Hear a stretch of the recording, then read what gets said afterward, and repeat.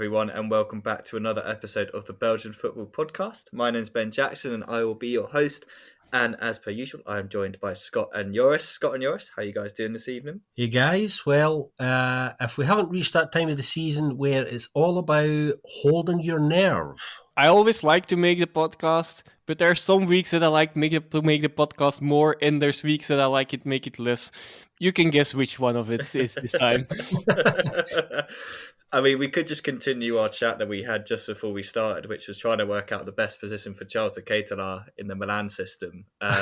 So if you want to just do that instead of talking about Genk, I'm sure we could fit that in. Probably not as interesting for people that have tuned in to listen to the Belgian Pro League. Or me.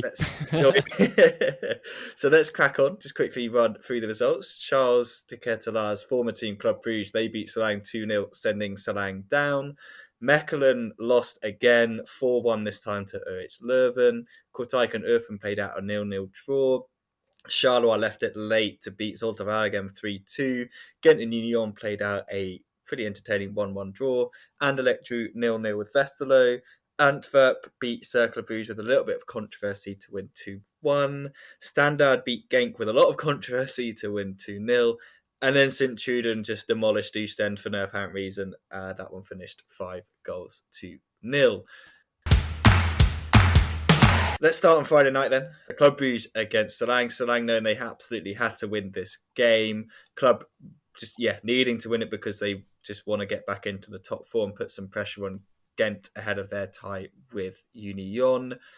But it was a pretty lackluster first half from Club. Like, they had some chances. Deitch made a couple of saves, but on a better day against a better team, like Seraing really could have been ahead in this game. They had chance on the counter-attack, but kind of summing up their season, I guess, in this performance, they had some chances, but the final ball, the final pass, the final anything just wasn't really there for them, and they just couldn't find the back of the net and take advantage of the counter-attacks that Club were basically giving them kind of on a plate.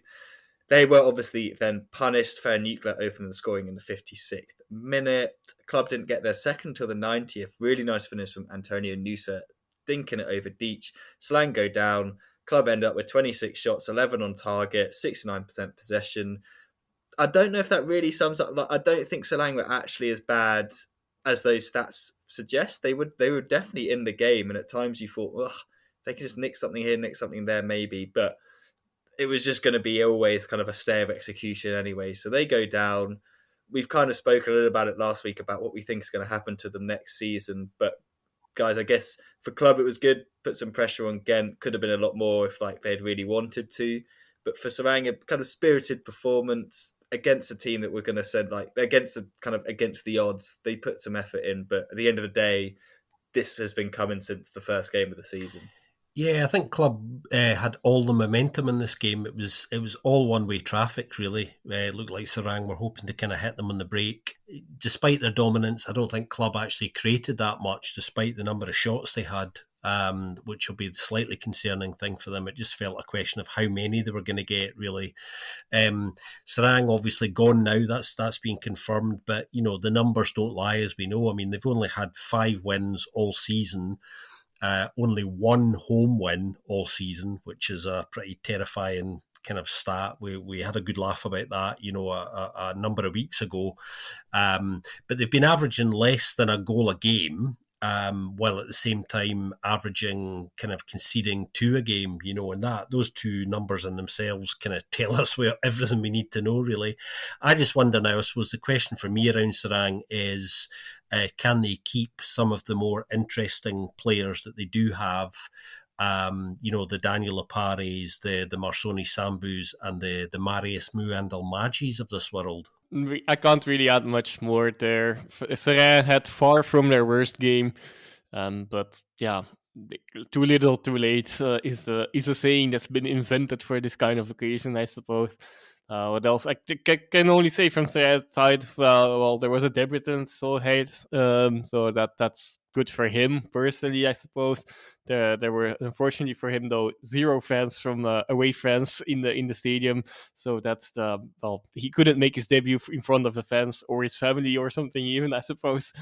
Or if, of course, they maybe sat somewhere else in the stadium. I have no idea, but and from club side, 10th goal for Jutgla. That's good for him and for them. Then but it's most encouraging thing for them, I guess, is that Skof Olsen has made it back into the team, he has made his first minutes back. So after a while, so that should help them in the short remainder of the season, and could prove importance in any way. Yeah, no, definitely good for them to have him back in this kind of the last couple of games heading into the playoffs, and then in the playoffs they'll definitely need him if they're going to be successful. Not really much else to say about that one. This next one, there's a lot of goals, but in terms of the actual ramifications for the rest of the league, it didn't really mean anything. This was Leuven destroying Mechelen, just awful defending from Mechelen all over the pitch. Casper De Noor opening the scoring in the 4th minute. Nathan Opoku got his first goal for Leuven, kind of taking advantage of the ball spilling out. It was one of those nice moments that, where you just want someone to run and hit it when the ball's bouncing around in the box, and he did that. Matty Martins then, this one wound me up the most if I'm a Mechelen fan. The midfield just watched him pick the ball up, drive into the space, and smash it into the bottom corner. I just didn't go anywhere near him. Opoku then turned provider, lobbing the ball over the top. Musa Altamari running on. He started at home. 60 minutes gone, 4-0. Jeffrey Hermans then got one back when he dinked the ball over the defence. It just kind of rolled into the goal because no one could be bothered to defend it or attack it or do anything like that. It just kind of went in. Guys, I don't know if you've got anything to say on this one, but it's one of those games where we've kind of said Mechelen, they've mentally checked out of the season already. They are just focused on the cup final now. This game was more evidence of that. For Leuven, they're not going to make it into playoff 2. Just kind of a nice win. Good to see Opoku get a start and some goals and kind of have a good performance. He's already said he'd be happy to come back next season, which could be an option, but just kind of a 5-goal game that really didn't mean anything at the end of the day. Yeah, I think you're right, Ben. I think decent stuff from Leuven, all told. And, I'm glad you mentioned Nathaniel Opoku because my notes have his name scribbled all over this game. Really decent game, goal and an assist, created a few other opportunities in the game, thought he looked really bright. And again, you've highlighted the big question I was going to ask in relation to him. Will he return next season, obviously on loan from Leicester under 21s? I don't think that would be bad for his development either. So I think he probably would be advised to kind of come back. Seems to be enjoying himself as well. So hopefully we will see him back. Mechelen's point of view, it's looking a bit grim for them again. It's back to kind of Groundhog Day. It feels a bit like deja vu talking about them. We know they've had a really poor and consistent season. They've now lost 4 of their last 5. They've only scored 3 in that time while conceding 14. So going into the last 2 games of the regular season at home to Gent and away to Anderlecht, and obviously they've got the cup final coming up. You do worry for them, especially with all of their focus looking like it's now in the cup final, because mentality-wise, regardless of whether your season's really over or not, you just kind of feel that they're not really approaching things the way you would like them to at the moment. And I kind of feel there's a lot of work to be done there over the summer, actually. Yes, there definitely is. And, well, there won't be that much of a capital injection. There will be some, but it's more for covering debt, so that I don't think much of it will go into player capital for next season. So that could prove very damaging for them still. Yeah, Scott mentioned the last 5 games. I also narrowed it down to the last 3. 9 goals conceded, 2 scored. Yet another big loss for Mechelen. They are also the worst away team in the league. That does say something as well. But regardless of that, of course, this game, it's indeed like a dead rubber, like nothing really happening. Opoku getting his first goal, indeed, and also that the attempt hitting the post, which was a bit frivolous. Definitely deserved a goal, but I think since it's gone wide actually that should be infuriating for both teams. That one for Mechelen, that he was so free and like he could do whatever he wanted there, and well, of course, since the ball didn't go in, I guess his teammates also should be. At that point of the game, I think it was only 1-0. Like, why did you try that? Just put it in the back of the net, but or just pass the ball. Even there were so many free players that whole phase was another defensive disaster for Mechelen. And yeah, but all in all, well, really a dead rubber between two teams that are in the one are among the very few teams that had nothing to really fight for anymore. Before this game, I think Leuven, yeah, they're now 5 points behind the top 8, and I don't know how it works with games between teams inside those top 8, but I doubt they have even the slightest chance, mathematical chance, even to still get there. So, but nonetheless, good win for them, and ending the season on a good note for them. For Mechelen, all about the cup final, but like Steven de Voer also mentioned after the game, like if they really think, if players really think that that's gonna, that you can now completely lose focus, and then it miraculously comes back in that one game. It is not very likely to happen. That change indeed should still come inside these last few games. I think, like this mentality change and getting some things right that you can build on for this specific game as well. Yeah, if they're going to defend like that in the cup final, it's going to be pretty poor in terms of a spectacle. I don't know if you guys noticed, but I feel like as the goals went in, Gaetan Kook lost more and more hair, and by the end, like he's like developing like a bald patch to the top. Well, we all get older, no?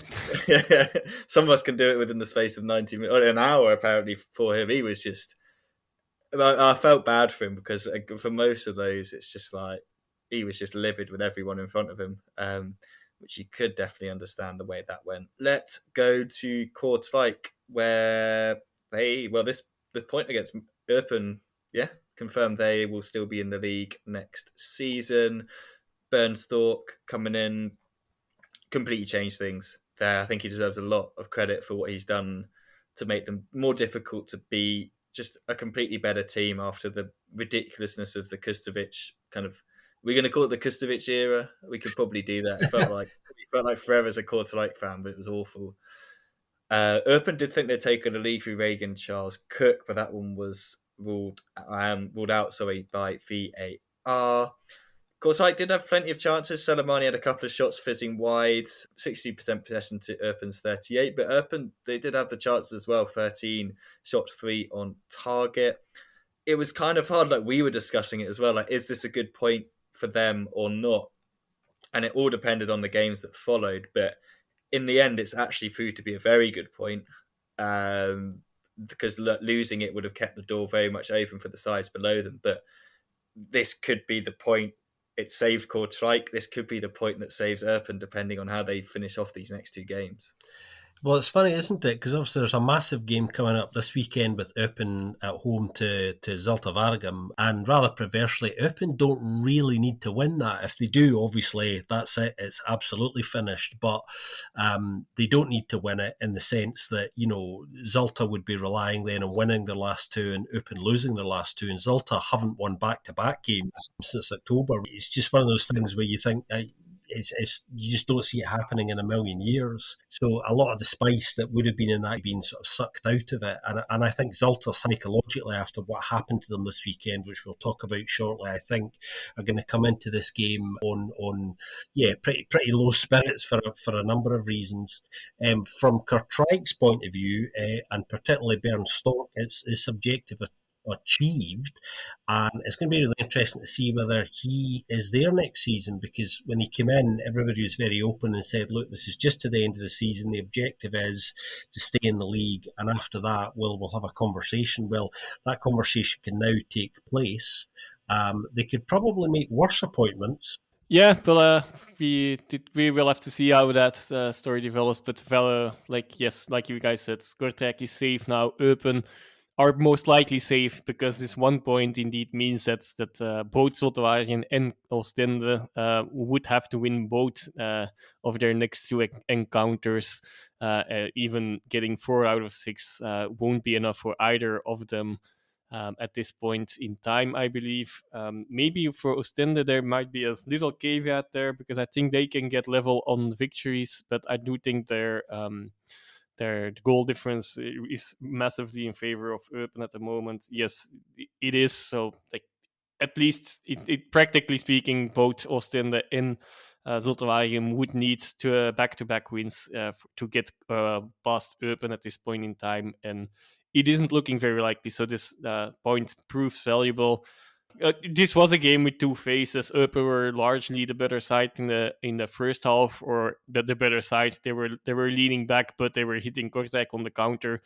They didn't manage to do that too well, though. They got a few chances. They also got that one goal, which was disallowed, but they wasted a lot of opportunities as well at the final pass. As happens so often with bottom teams, I suppose. It was their first clean sheet in 2023 for Eupen as well, though. So that's encouraging for them, especially when you look at the previous fixture between them and Zulte-Waregem, which was that dramatic 5-5. So yeah, it's good to get a clean sheet before that one, and let's see if they can hold out and already secure safety in this second to last game next weekend against Zulte-Waregem. Or if we will actually have to go for us it might not even be the worst, but like that it actually goes to the wire. It's only between these three teams at the moment anymore for one safe spot. And Eupen largely have the better cards in their hand. More worrying for Eupen though is like they only got one win in their last 14 games though, so like, they might actually have to rely on that draw. That's not great. Also, that's also no win. So one in last 14 and none in the last 7. So yeah, it is time for them to get back to winning ways. Clearly, yeah, not much to say for Kortrijk. They got the point they needed, and yeah, especially given the rest of the results, they are now safe. So indeed, like Scott said, objective achieved. Yeah, no, I definitely. I'm kind of the agreement that I just want to see that kind of end of season final day where you're kind of bouncing around the grounds, like who's going down, who's doing this, who's doing that. Because I love that. Everyone loves that, unless you're involved in it, obviously, and have been involved in that one or two times as a Reading fan. But I just don't think it's going to happen. And kind of the main reason for that is the game we're going to go on to now, which is Charleroi against Zulte-Waregem. Zulte-Waregem, to open this game, had so many chances. Thought they'd taken the lead. That was all out by VAR. Gano missed a couple of sitters, really. He should have had about a hat-trick. They did eventually take the lead. Just awful defending from Charleroi. Somehow, Indoor just is able to pick the ball up on the halfway line, run all the way through and smash it in to make it 1-0 to Zulte-Waregem. But they really should have kind of been adding to that lead throughout the game. They certainly had the chances. And I don't know, the atmosphere at this game was ridiculous. It felt like a cup final. Watching it was weird because normally you watch Charleroi at home and it's a bit like there's behind the goal to the left hand side of where the ultras are. That's always a good atmosphere. But then, like opposite of the camera, it's kind of sparsely populated. But there are loads of people there this weekend. Zulte-Waregem travelled quite well as well. They had a fair amount in their end, so really, really good atmosphere. Felt like a cup final, end of season game. Charleroi did get back into it after the hour mark. Bayo finishing off after the ball kind of deflected around Boston and made a really pretty decent save. They then turned around completely. Marco Lamarici with a fantastic through ball finds Isaac Mbenza to make it 2-1. 7 minutes later, those Zulte-Waregem are back in it. Ali Federa kind of catches Coffee out at his near post, smashing that one in. But then, of all the players to score a 96th minute winner in the manner that he did, no one would have put any money on Damien Mark. Damien Mark wouldn't have put any money on Damien Mark. And I think if Damien Mark saw Damien Mark shaping up to shoot from where he did, he'd have told him to not do it. But he did it. And it just flew into the top bin. A ridiculous goal from of all the players to score it.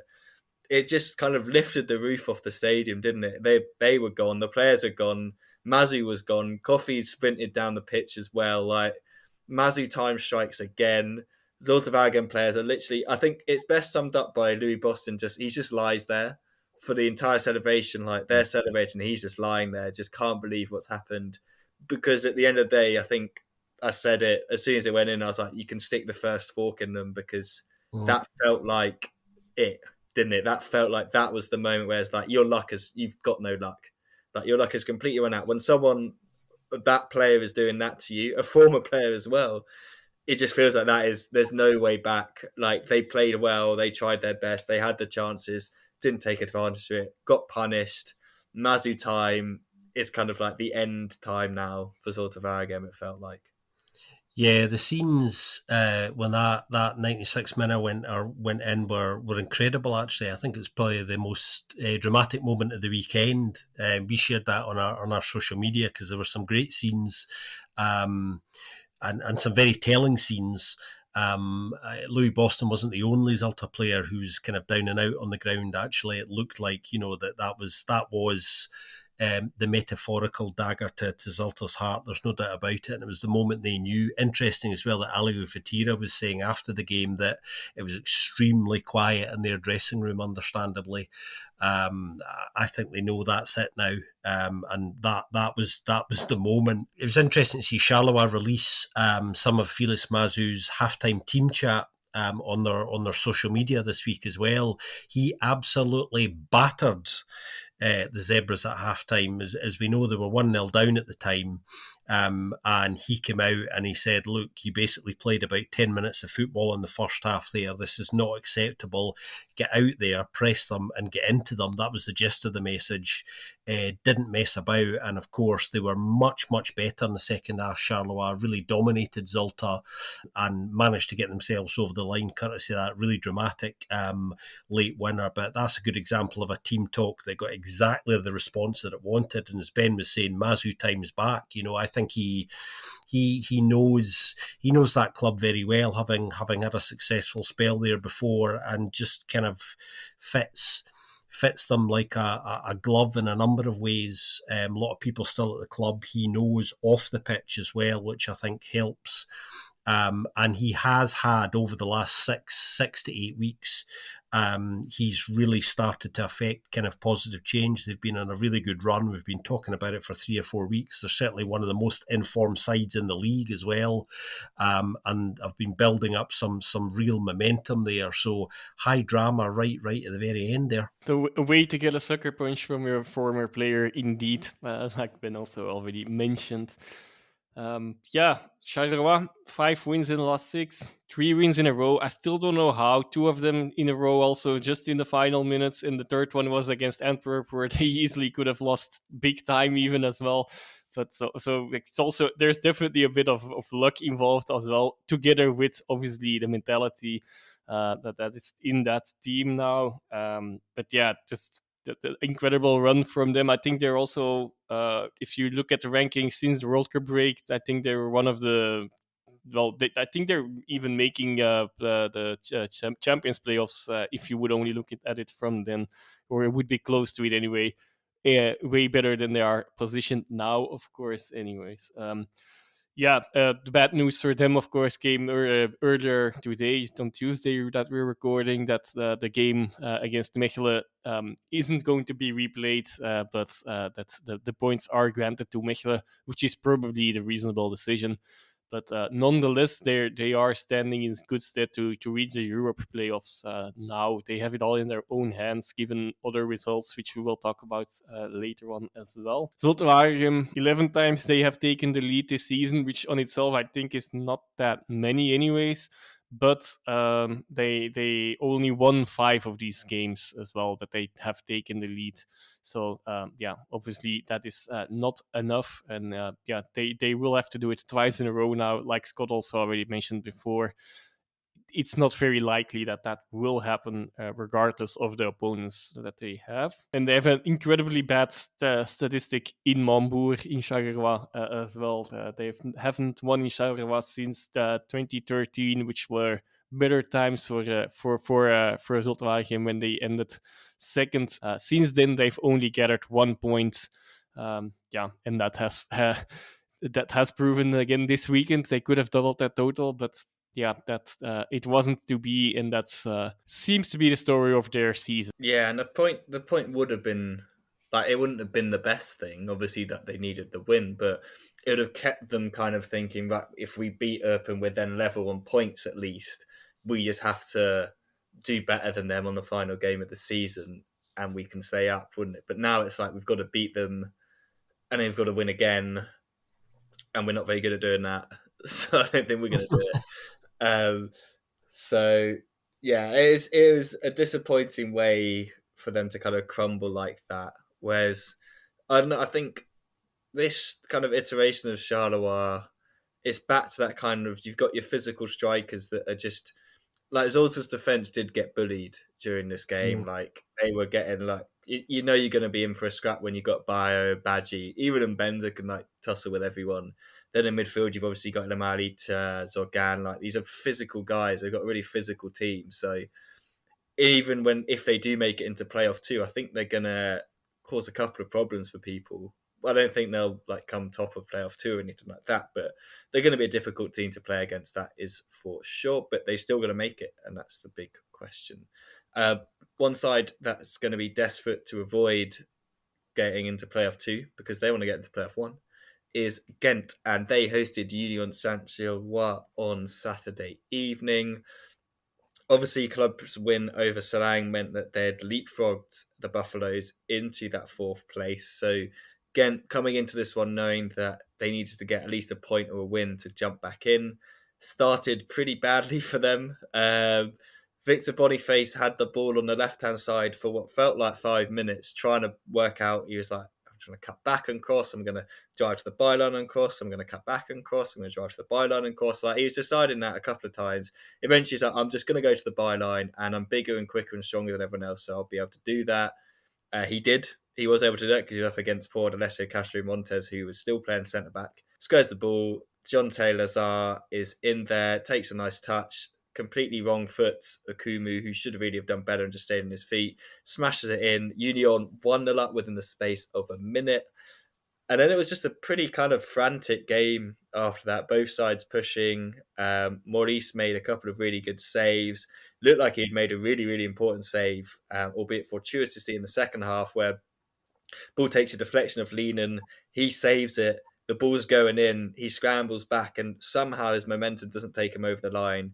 It was incredible. Unfortunately for him, the ball hit Lehnen on the hand, which meant that Gent had a penalty. Hugo Kuipers steps up. He makes it 1 apiece. That's how it finishes. Gent back into playoff 2, and don't want to kind of jinx them or anything, guys, but I feel like when you look at kind of the last 2 games for them at Mechelen and Oostende, that this was the big one where club really could have taken advantage and taken back ownership of that top 4 spot. Well, it's interesting because Big Hein, I think, was delighted with this point in the end, and you can see why, because the point may well turn out to be very significant yet. In the lead up to this game, Hein in his pre-match press conference during the week was talking about how he thinks Union are probably the most complete side in the league, probably the best side. And it was generally talking them up a lot, which sometimes is a little bit of psychological gamesmanship, but I felt it was genuine in this case. And also alluding to the fact that obviously again haven't been able to get the better of Union Saint-Gilloise at all since they've returned to the top flight. In fact, you have to go back to 1986, I think, was the last time Gent beat Union, which was 6-1 in the Cup. Prior to that, you have to go back even further. I think it's 1970 in the league before they last had a win against them, albeit Union have been away for 48 years, which is a long time, so that kind of skews those stats slightly, but I think there was a little bit of pressure deliberately put on Gent by Big Hein and his side by saying, look, this is a really good side, We haven't been able to really touch them yet. Let's go out there and see if we can do that. And I thought, this was quite an enjoyable game, as Ben was saying, really good competitive game. Gent gave it a really good go, which they were going to have to do, especially after going back behind so early in such dramatic fashion. But, carried most of the momentum after that. I thought Akumu had a really decent game and didn't get much attention afterwards, but I thought he had a strong game. And it's been another really good weekend for Union, obviously, with Genk's result.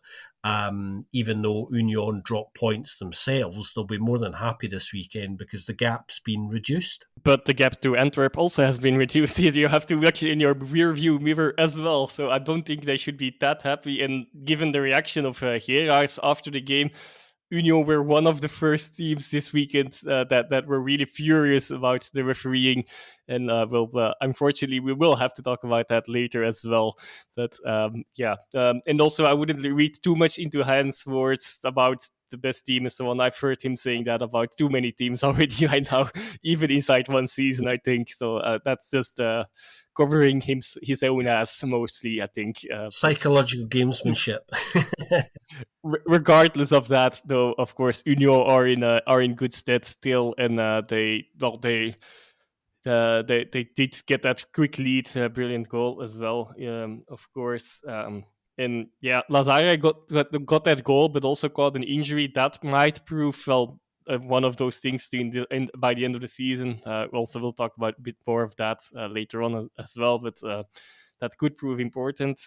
Also, in this case, I don't know if he will be fit for the game against Leverkusen in their European run, which is already in a few days' time.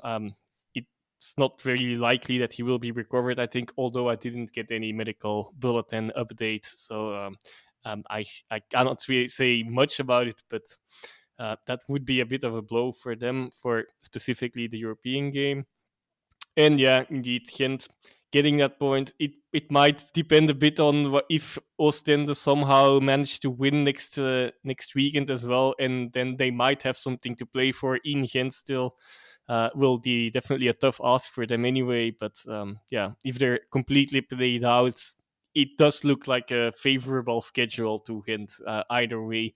But if they're completely played out, even more so. It was their first goal against Union, though, so to add against that since they're back, so in these 2 seasons that they are back, and that includes a cup tie this season as well. First goal for Gent on a penalty, which it's a handball. I don't think there's any point in discussing any high handball penalties anymore because there's just no point. Nobody sees the point anymore. Yeah, just cut your hands off. That's the safest way to avoid getting a penalty given against you at the moment. Let's move down into playoff 2 for the Sunday lunchtime game, which saw Anderlecht against Westerlo. Obviously, Charleroi late winner put a lot of pressure on Anderlecht to get some points against Westerlo to move back into playoff 1. They weren't able to do that. Westerlo keeping a rare clean sheet. Anderlecht keeping a clean sheet as well, thanks to Bart Verbruggen, 6 saves for him in the game. I mean, be shocked to still see him there at the club in the summer. I think a big offer is definitely going to come in for him. The kind of ramifications for this one are that, Charleroi now a point ahead of Anderlecht in that playoff 2 spot.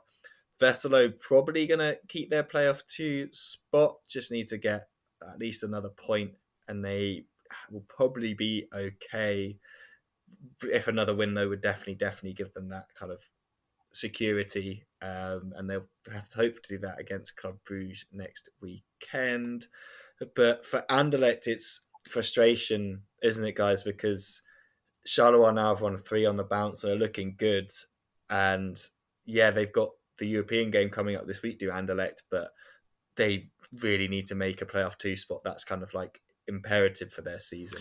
Yeah, well, it's beginning to look a little bit like they're going to have to go even further in Europe now to really achieve some of those kind of longer term objectives. And I think that's even more telling, because that'll have an impact on their budget for next season as well. Even if Verbruggen does leave for a massive fee in the summer, which there is a possibility of, as Ben was saying, attracting a lot of attention and interest at the moment. Absolutely excellent this weekend, man of the match as well, probably rightly so.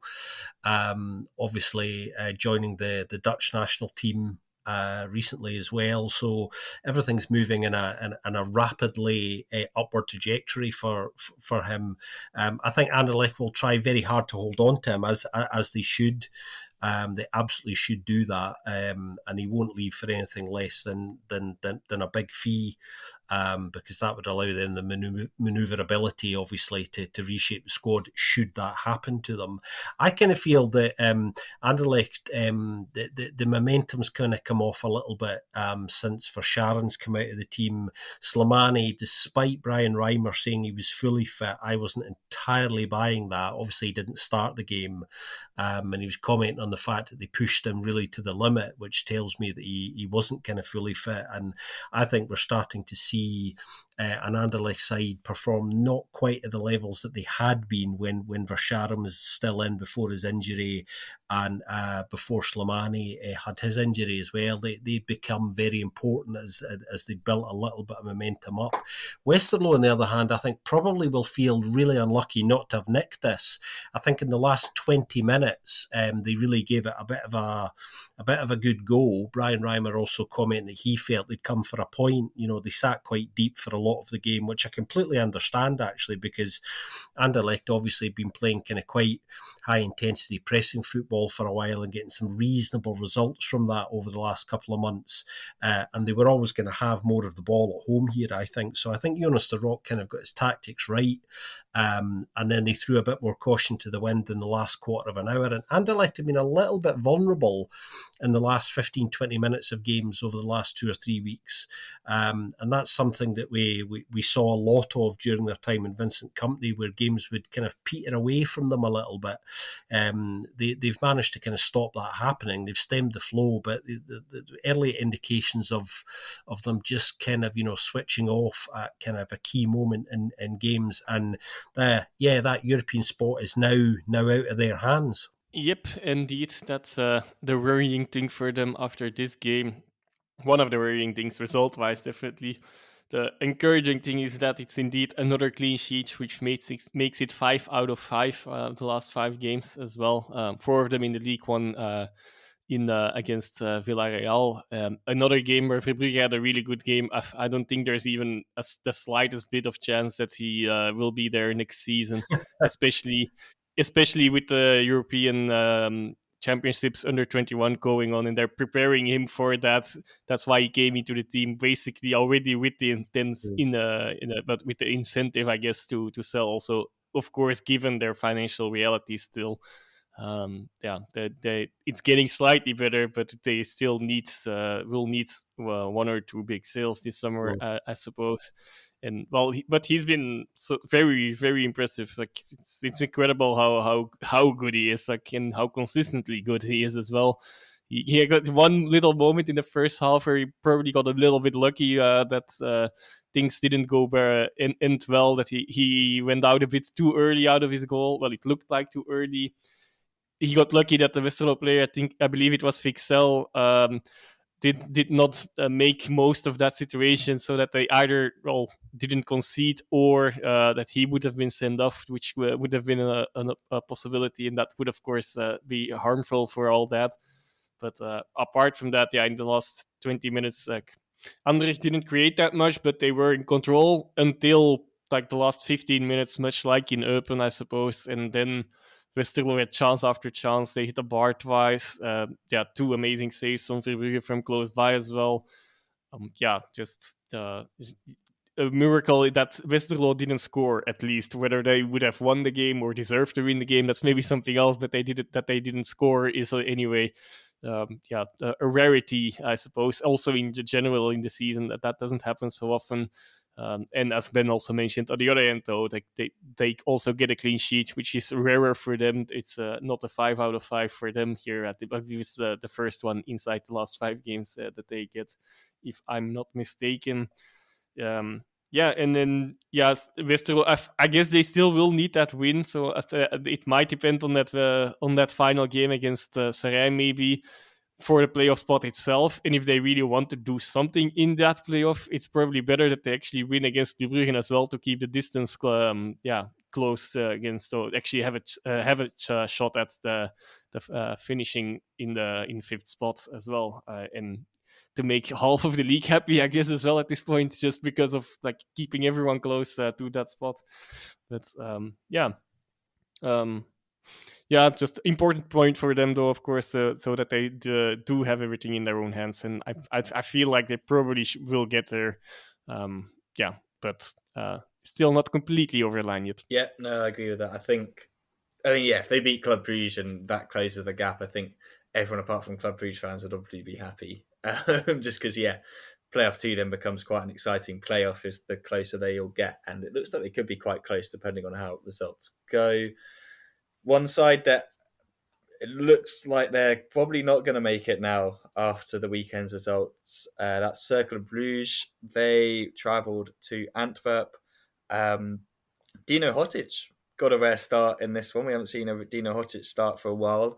Obviously, with his contract situation and stuff, the club have been looking at using other players. But Hotic gets a start, and he gets a goal. Ueda holding it up. He finds Yang Warhol, who then, pardon me, he plays a really nice pass to Dino Hotic, who's running through, and he finishes it off to make it 1-0. Van Bommel kind of responds at half-time. He hauls off, as we could say, Michel Arnsbader-Quisha, brings on Jelano Kirk. Kirk thinks he's equalised with a fantastic strike, but that one was ruled out for VAR infringement. They do then get the equalising goal in the 72nd minute. Corner comes in. Poor Boris Popovic just hits him and goes in.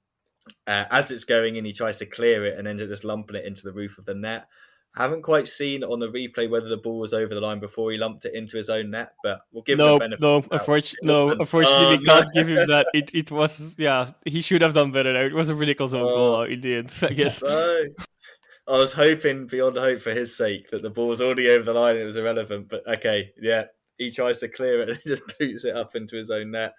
Miyeki's just gave him a death stare. Miyeki was then probably giving the referee a death stare when Antwerp ordered a penalty for Thibaut Sommer's handball in the box or close to the edge of the box.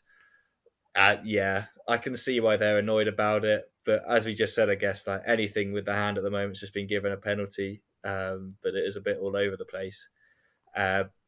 Janssen's back, but he doesn't step up to take it. Instead, it's Mr. Toby Alderweireld again because Janssen was off the pitch. I wonder now whether he's going to get given the penalties full time because he slots it in despite Miyeki. I think it's Miyeki shouting at him. I don't know if it's the fans or someone else, but from the replay and the highlights I saw, it sounded like the keeper was trying to put him off. And to be fair, Miyeki's been pretty good at penalties, so I wouldn't doubt any of his techniques in that. But Alderweireld sticks it in. 2-1, it finishes to Antwerp. As we said, they close the gap on Union to just 3 points now. For Cercle, it means they are 3 points off of Charleroi, but they've won 3 less games than Charleroi. So they have to go above them or Anderlecht or whoever is in that spot to do so.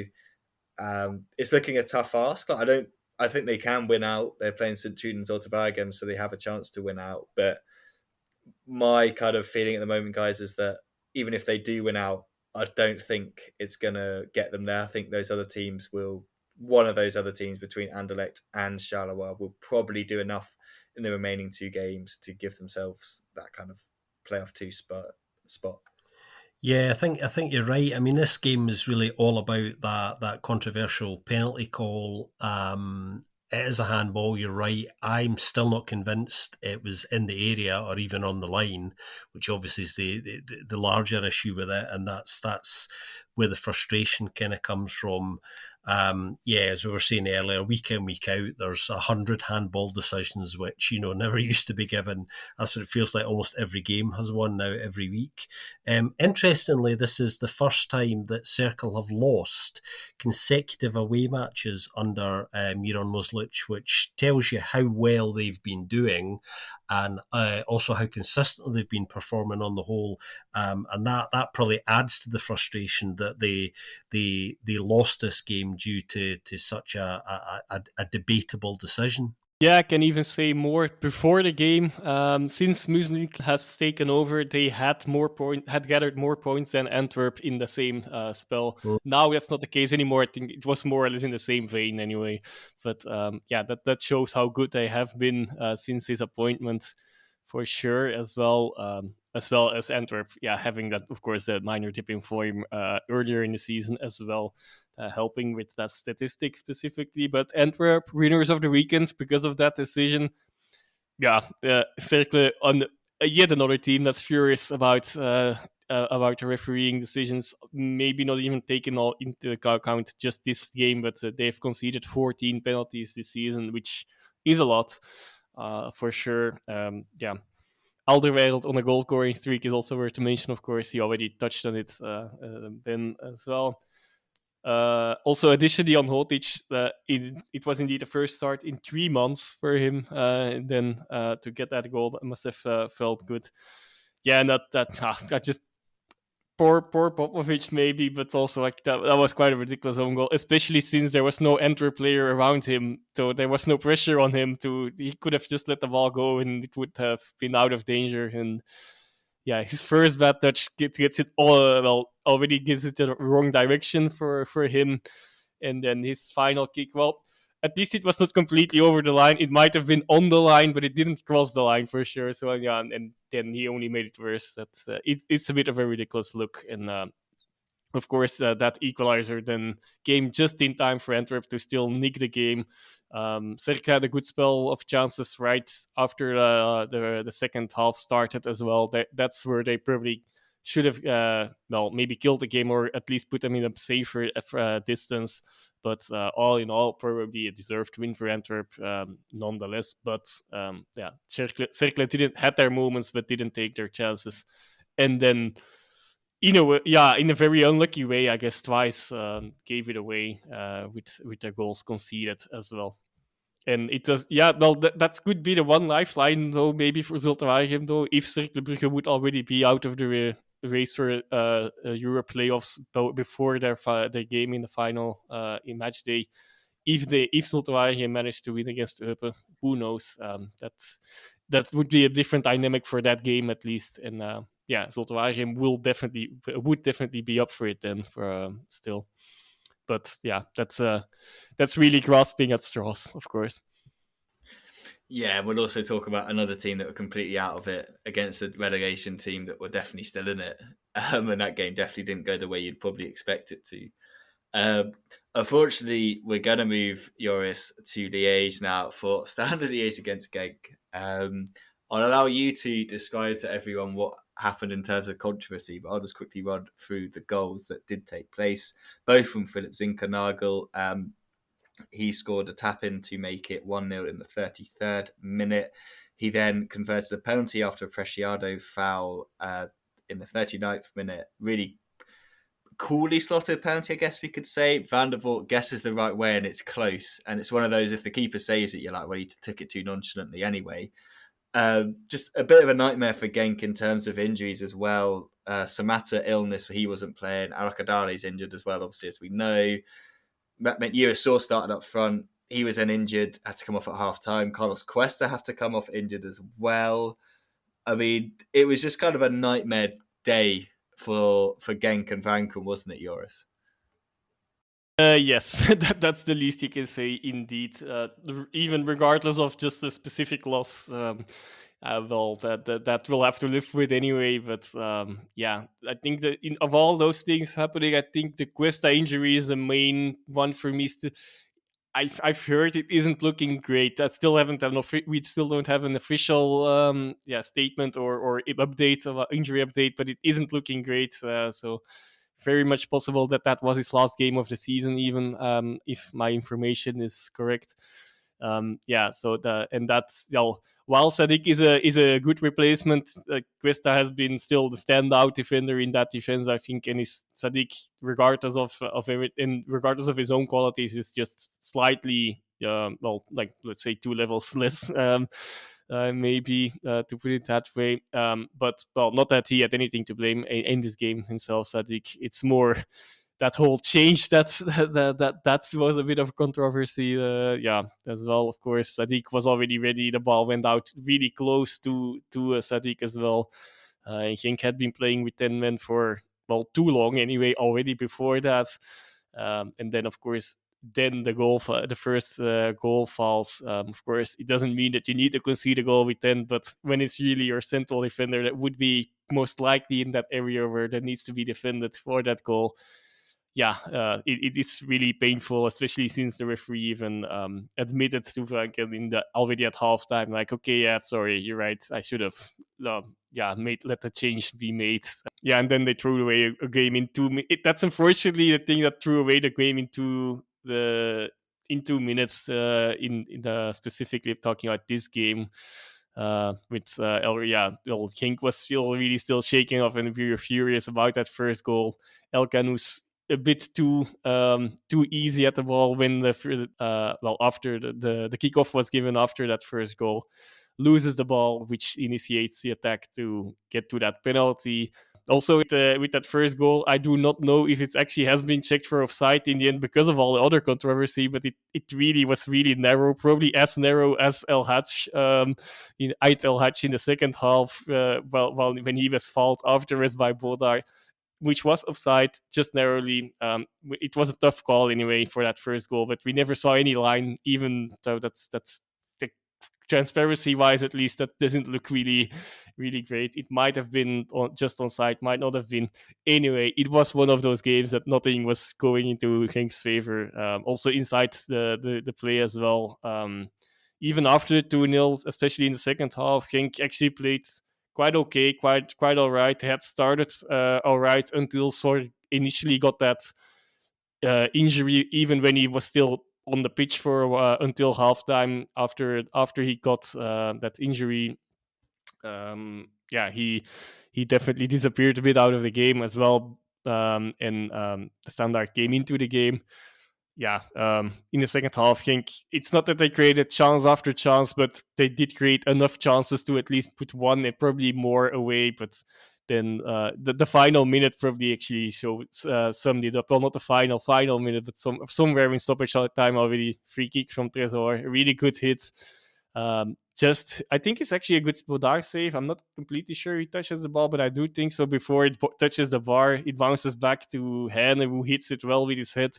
But then Fossi makes the most ridiculous of clearances off the line as well. So the ball it wasn't going to be in the back of the net this day. That in itself, this game we can classify it. I guess, and it's of course one. It has happened too often in the last streaks, in the last run in here, that Genk have not been able to recover or take the game and win. But the more worrying things are, I guess, the injuries indeed. And Han also picked up a yellow card. Which I'm also not so certain that actually was a yellow card as well, to top it all up as well. But that means he's suspended for the Anderlecht game in the weekend as well. But and not to forget, Munoz was also already out injured. He's also still unsure for the game against Anderlecht. It's all getting a bit too much, and I do actually feel like I'm off.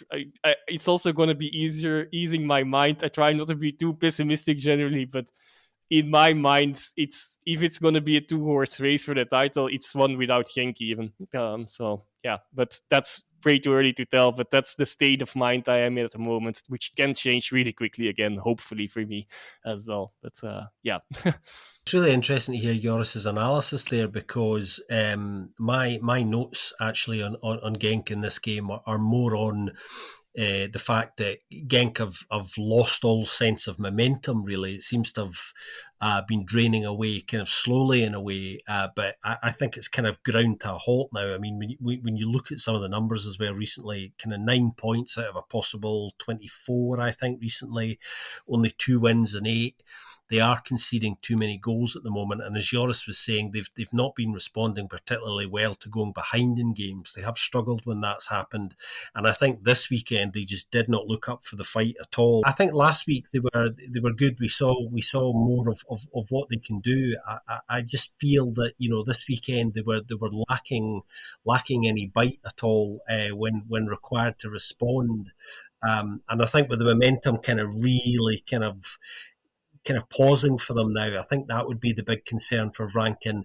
The positive in all of this, if there is one actually from a Genk perspective, is the message to that squad, I'm sure, will be, look, you go into the playoffs now, there are 6 games there, albeit there's a couple of games still to go before that. You have 6 games to go on a run, and still win this title. So it's absolutely still there for them. But it would be a big concern, because when you look at Union's form and Antwerp's form, Genk have, in comparison, kind of gone off a cliff. But having said that, they're still very much in this. It's just about how they respond to the injuries and the suspensions, and whether those two things, as Joris was saying, become bigger factors in terms of catching up on them. But yeah, I mean, really, really disappointing performance for them this weekend. But it was always going to be a very difficult game, this, because Standard have performed very well, as we know, against top sides this season, and they did it again this weekend. Yeah, it's those injuries as well. Like, it is that kind of the striker injuries. It's like, without Paul Onuachu, everyone's like, are they going to be able to do it without Paul Onuachu? But it's like they had a striker depth in the sense they had Arakadai, they had Samatta at least. Saw was like, I think Rankin was like, I'm on my 6th striker here. Like, this is how ridiculous it's gotten to. So that's my biggest concern for Genk, are the injuries, and it's just seeing what does happen when they come through. But I think we know now we're going to have a title race in these playoffs. This playoff one, it's going to be a title race, and it's going to be exciting. I think there's going to be lots of kind of twists and turns still to take place when those 4 sides kind of play each other. If it's going to be a 3-horse race, obviously, and then Gent or Club Brugge kind of being the spoiler of the party, that can kind of have a big impact on it. So yeah, I'm buzzing for playoff 1 at the moment. I think it's going to be really good entertainment. Let's go to the game that kicked off 45 minutes after this one, which, yeah, kind of alluded to it earlier in the sense that St. Truiden have absolutely nothing to play for. Oostende have everything to play for, but it was the Canaries that actually turned up on the day. Gianni Bruno with a free kick in the 11th minute finds Jorge Teixeira. He powers his header home, probably his last ever goal for St. Truiden. So that's his 6th goal for St. Truiden, definitely his last, as he'll be leaving at the end of the season. Oostende give away a penalty, and Gianni Bruno steps up to finish that one off. Really, really just decisive penalty from Bruno. And then Oostende, just fall apart. A couple of half-time subs, obviously Southampton rolling the dice, brings off a couple of players to go for it, but their defence is just horrendous. Rocco Reach this is one of the easiest goals I think any midfielder is ever going to score. He plays a through ball to Teichi Hala. Hala has time to hold it up, but Reach just ghosts. Well, not even ghosts. Like, it's so obvious. He moves into the box. None of the Oostende midfielders track him. None of the defenders track him. He just puts it in to make it 3-0. On the counter-attack, Hashioka with an assist for Bruno to get his 2nd of the game. 2 goals and assists for him. Olivier Dumont comes in the 81st minute. Olivier Dumont scores in the 88th minute. Shinji Okazako, unselfish play. He finds Dumont on the edge of the box. Dumont puts it into the back of the net.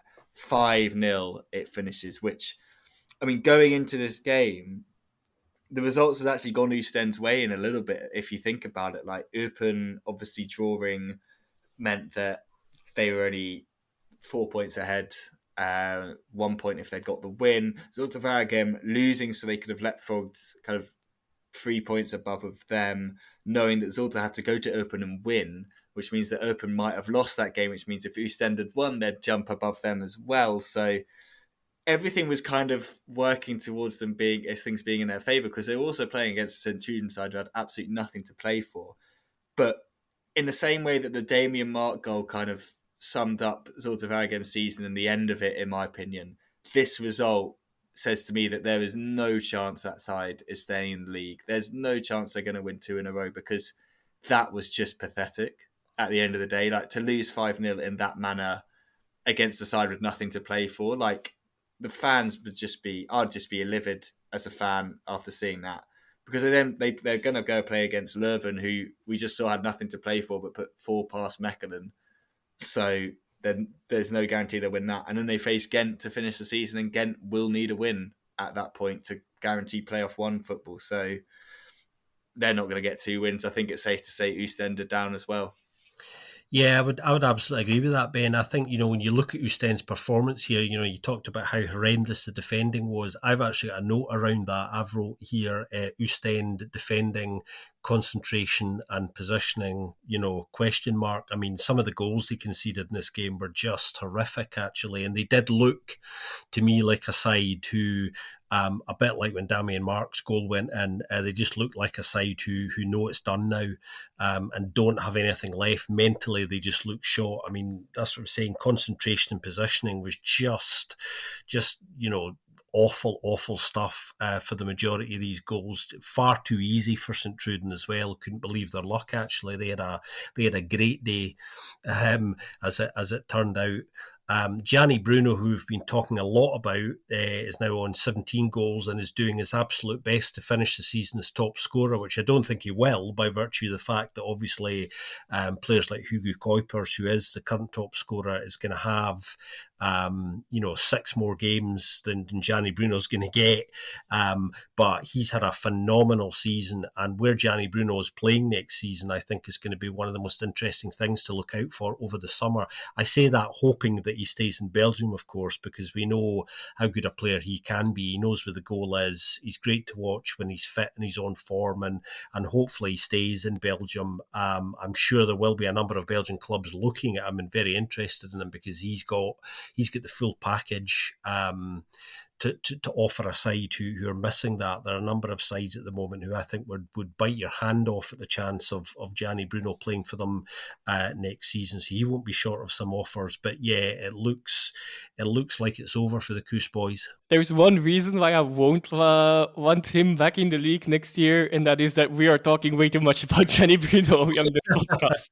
He gives us every reason to, so that's a good thing, of course, for him. But like in the bigger picture, it's a bit ridiculous, I think, even. But he did manage to get Sint-Truiden's top scorer inside 1 season. They are already, I think he equaled it this time. So he has still the goal, at least if it's not for the full top scorer of the league, to grab at least 1 more to actually be the sole top scorer for Sint-Truiden inside 1 season in the Belgian Pro League as well.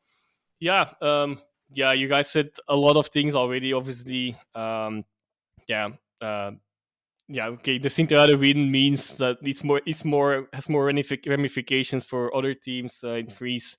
Well, Mechelen, who had I believe only on paper a 0.0001% chance still of going down, if Oostende would have won, and definitely Kortrijk from their last worries for the safety, as we already spoke about as well.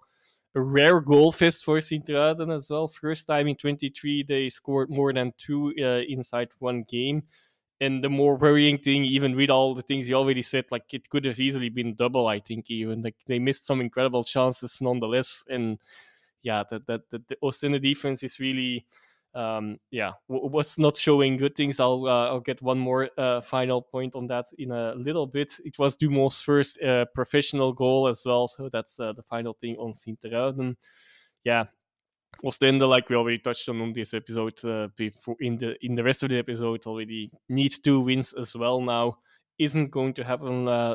Isn't very likely going to happen. Haven't won twice in a row since I believe in end of July or end of July, beginning of August this year. Game day 2 and 3 that they have managed to win 2 times in a row. And coming back to that defense, that last final point, they're in the first terrible competition with Zulte-Waregem now to even become the worst defense in the league this season. It's 71 goals conceded for Oostende against the 74 for Zulte-Waregem. Of course, a competition you do not want to be in, and also it's ridiculous that someone is in competition with Zulte-Waregem for that stat, actually. Yeah, they've been the proud bearers of the worst defence in the Pro League for a couple of years now, haven't they? I swear. Like, they love that title. At least they've scored 43 goals. Like, Oostende have scored the second least, joint record tight with 35. The funniest thing is that St. Julian win 5-0, but their goal difference still is 0. Like, it's just like, that shows how badly they have not scored goals. Like, it's just ridiculous. Before we move on to the Challenger Pro League, let's quickly do some listener questions related to the Pro League. So first one we'll do is from Kurt at Breza Kurt on Twitter.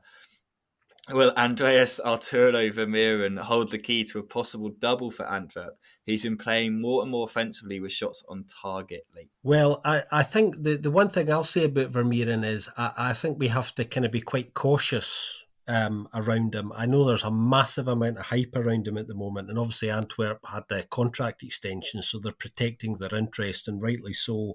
Worth remembering, he's only 18.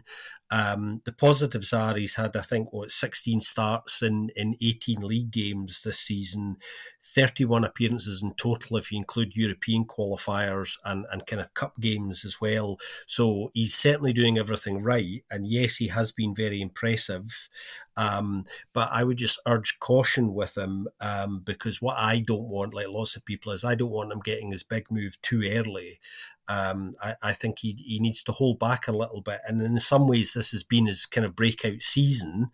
But I would hate for him to get his move too early. I think the question is interesting because he certainly has been playing in just a slightly more advanced role recently, and that might have something to do with the fact that obviously Jansen's only just come back into the side. So I think Van Bommel's probably encouraged him, just as part of positive coaching to try and venture a bit further forward and have more of a pop. But we just need to be careful that we don't inflate him the way that some other people have been a little bit over keen to do. But certainly a very bright talent who I hope stays around at least for another year or 18 months. But realistically, there's a lot of interest in him at the moment, and it'll just be interesting to see if that turns into anything in the summer. Yeah, but I'm not sure if that's actually an answer to that question, which was more regards towards this season, I believe.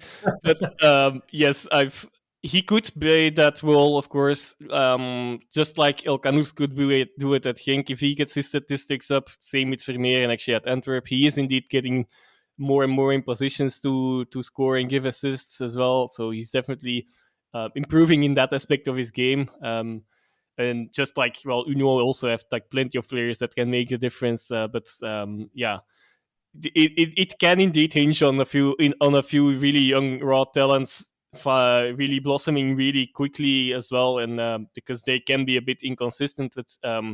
With Vermeer, it actually hasn't been too much inconsistency. He's been really interestingly consistent. So he could be the key to the double. I would say yes. The key, there's always more than one, obviously, but I think he would at least have been crucial filling in a void when Antwerp had a lot of injury worries, and then performing this well so that he actually stays in the squad, and like it's probably one of the first names on the sheets from Van Bommel by now. Then also touching a bit on what on Scott was telling him already, or actually saying don't sell him already. That also, again, might depend. I do not know if he would be included in the under 21 squad, but he might also feature at that Europe Championships for under 21. That these kind of tournaments are also, again, unpredictable. Players have gotten transfers solely based on that, or their hype has sometimes decreased a bit. It's difficult to say, but that definitely another potential hype plays there. If he lives it up there, then it's then really that could be a tougher story to keep hold of him for longer. Also, although I also hope, like everyone, that that at least have like 2 seasons around in the league to have a proper look at him, a breakthrough season and a breakout season, and a confirming seasons, I guess. Yeah, agreed. And I think we've kind of probably seen that pushing forward because he's playing alongside Keita, whereas he was playing a little bit alongside Stengs when he first came in. So it's kind of like he had to be the more defensive one. I think if you, like, I love Keita, like, don't get me wrong, I'm a big fan of Mandela Keita, but if Al Hassan Yusuf comes back as well, I think Vermeeren can push forward even more if he wants to, because Yusuf is just an absolute machine in terms of speed, fitness, and like recovery of the ball. Like, he was ridiculously good before he got injured, and if he can come back and play at that level, I think he'll definitely help. So I think Vermeeren is one of the keys. I think getting Janssen scoring and firing and playing again is like obviously what they need. I think he's the bigger key to them is in terms of goal scoring, because I think defensively they're good and they're fine. But yeah, I think he's one of the keys. Like Joris was kind of saying, there's so many different factors, but he's been impressive, and it's been great to see him kind of come in at a time when they needed someone to fill a gap and then go on to become like the first choice in that position. So let's go to our second question. It's from Ollie at It's Really Ollie.